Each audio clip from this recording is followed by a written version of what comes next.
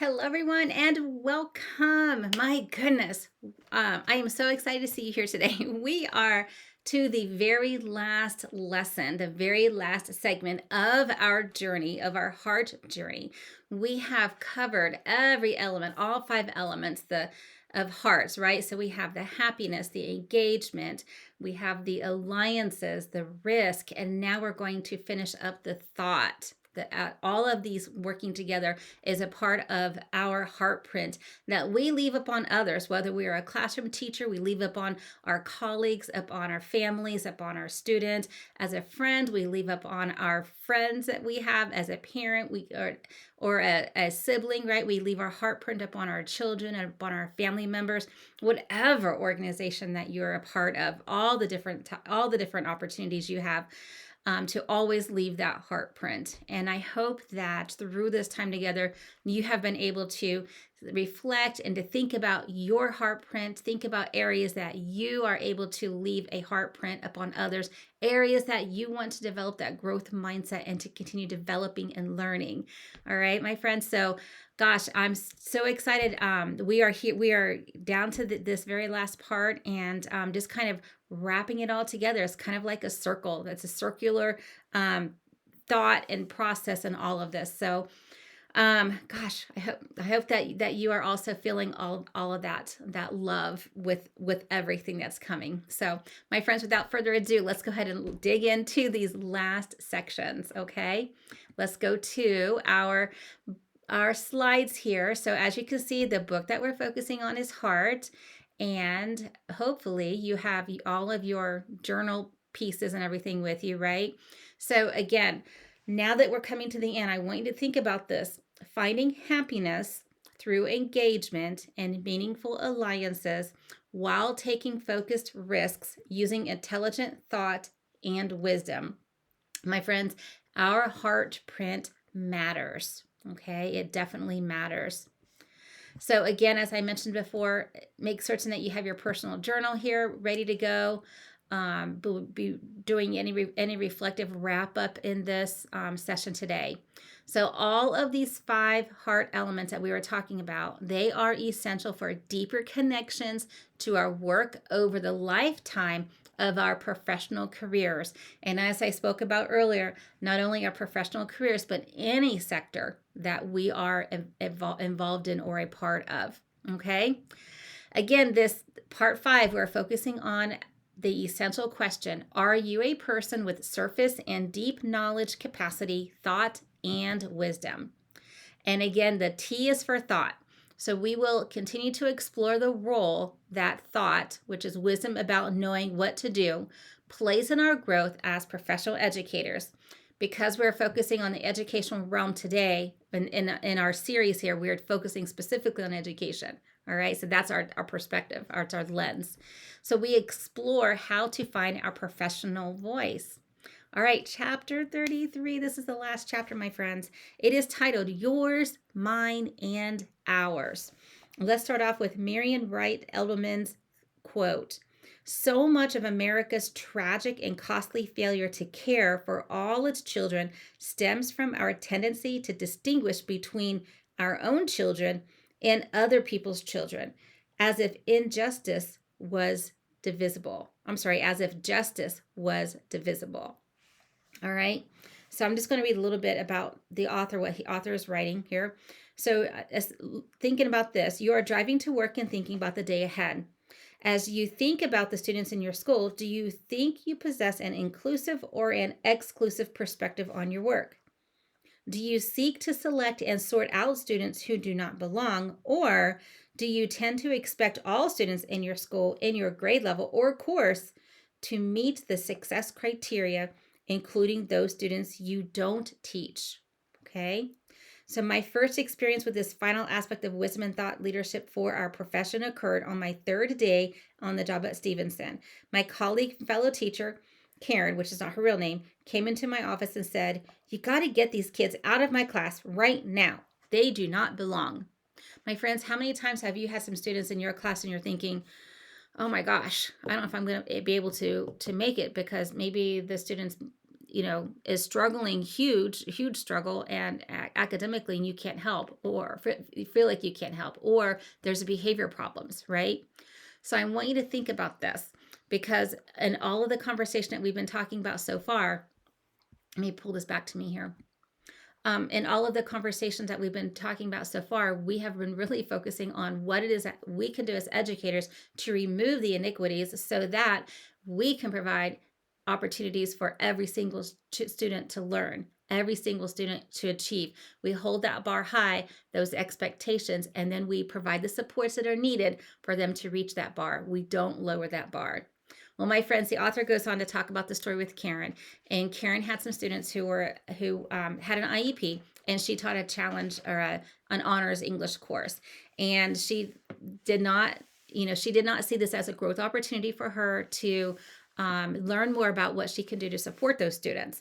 So what happened is they ended up pulling in some support staff into the classroom to provide some support for the students. And then in the end, it's interesting that author shares, in the end, the teacher did learn some instructional strategies to support those students, right? And was then engaged and welcomed students into her classroom who did not meet her ideal clientele, as she would describe. All right. So I want you to think about you. Do you have any students in your classroom who are not quite your ideal clientele, right? What is it that you can do to help remove those barriers or those obstacles for those students so that way you can help them grow? What growth can you participate in, your growth mindset for you to grow so that you can meet the needs of these students? All right. So the author goes on to share some stories, and we look at all of the students. We have your students, my students, but they are all of our students, right? All, because we all work together as a team to support. I know I've said this before, but it takes a village to raise a child, right? It takes a village to educate a child as well. And that village is comprised of all the staff, right? All the staff, as well as the parents. The family is very important, working together in unison on the same piece of music to support that child. So my friends, the students that you have in your school, in your community, are our students. All right. We don't separate that.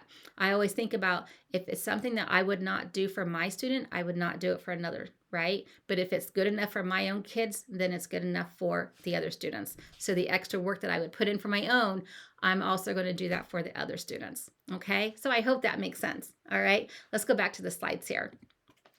Okay. So, one of the things that I wanted to share, John Hattie says that expert teachers believe that all students can reach the success criteria, that's standard.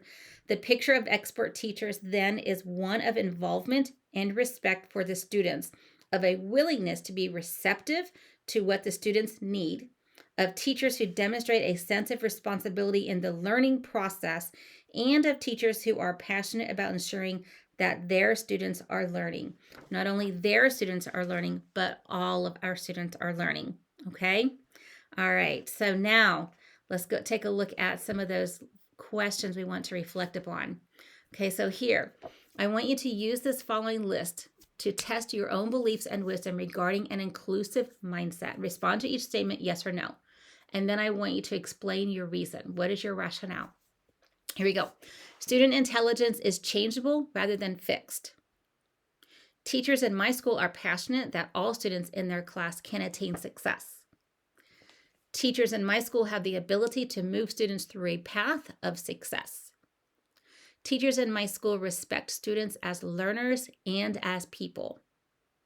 Teachers in my student demonstrate care and commitment to the students. All right, how did you do? Do these statements represent your beliefs and the beliefs of the colleagues in your school?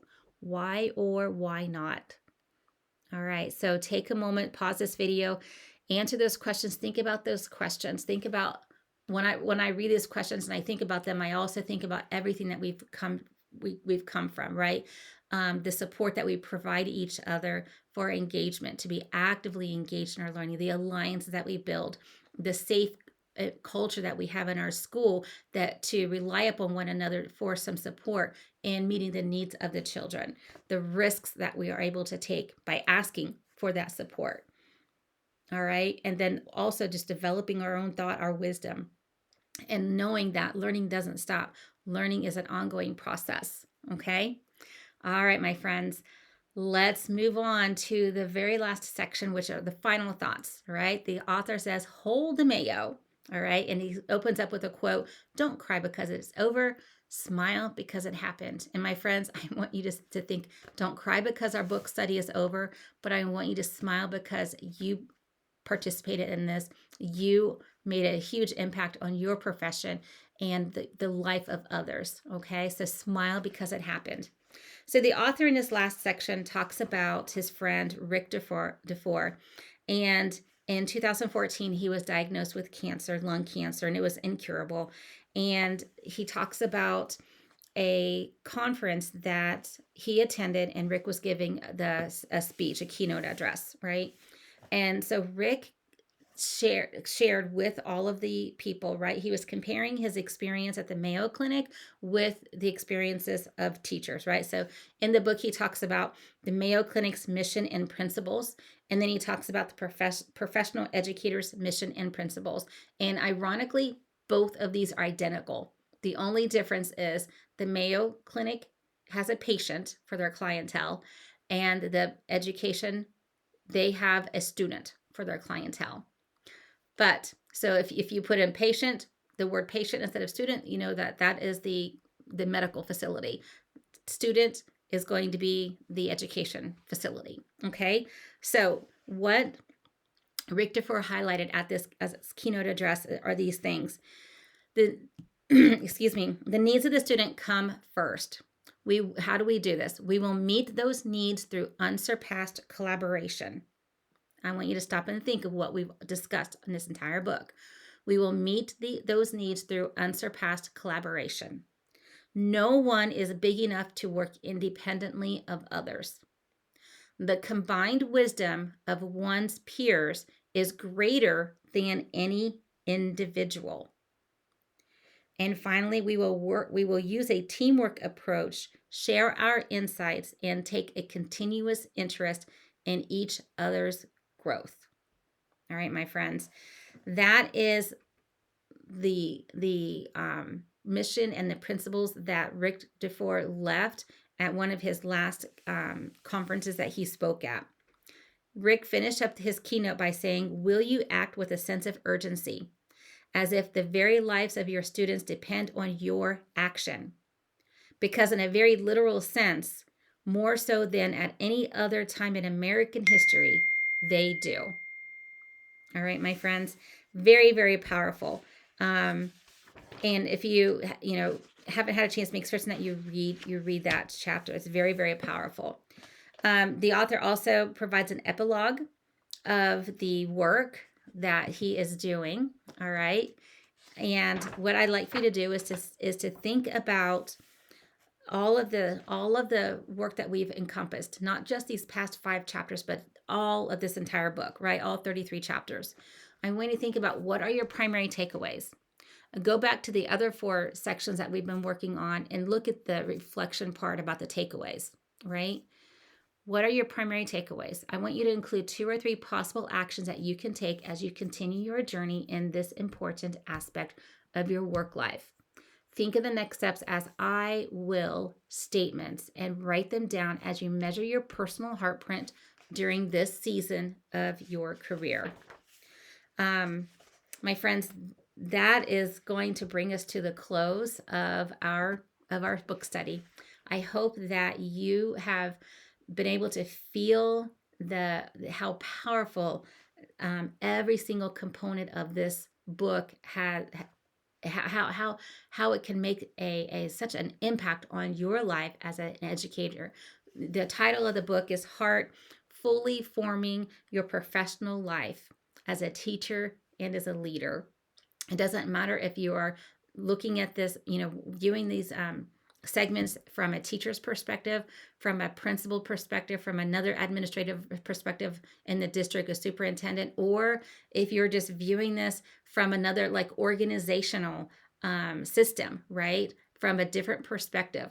Every single one of these elements of the heartprint: happiness, engagement, alliances, risk, and thought.